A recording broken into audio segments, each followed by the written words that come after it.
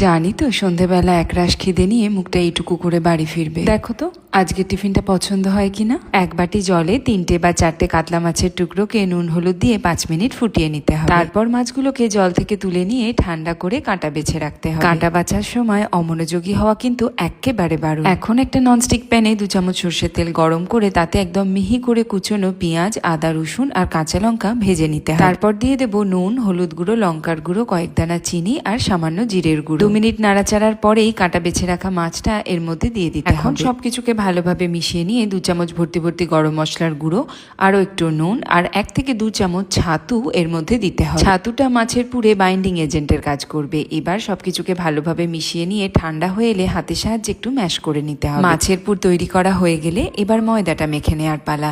ময়দায় নুন, সাদা তেল আর অল্প অল্প জল দিয়ে মাখতে হবে। লুচির জন্য আমরা যেরকম ময়দা মাখি সেরকমই মাখতে হবে, শুধু ময়ান মানে সাদা তেলটা একটু বেশি দিতে হবে। তারপর তো দেখতেই পাচ্ছ 20 মিনিটের জন্য ময়দাটাকে রেস্টে রেখে ছোট ছোট লেচি কেটে নিতে হবে। এখন এই লেচিগুলোর মধ্যে অল্প অল্প মাছের পুর ভরে রেডি করে নিতে হবে। কলিং বেলটা বেজে উঠলো যে, দরজাটা খুলে দিয়ে কড়াই সাদা তেলটা গরম করতে বসিয়ে দাও। সে বরং ওদিকে ফ্রেশ হতে থাকুক আর তুমি হালকা হাতে কচুরিগুলোকে বেলে গরম তেলে 2 পিঠ ভালো করে উল্টে পাল্টে ভেজে তুলে রাখো। বাঙালিদের প্রিয় মাছের কচুরি একদম তৈরি। এর সাথে সঙ্গ দেওয়ার জন্য বানাতে পারো কাশ্মীরি আলুর দম। বাড়িতে বানিয়ে জানাবে কেমন লাগলো তোমাদের। এই মাছের কচুরি কিন্তু তোমরা ভেটকি বা রুই মাছ দিয়েও বানাতে পারো। আর হ্যাঁ, তোমায় বলছি, চুপি চুপি রিলস দেখে চলে গেলে হবে?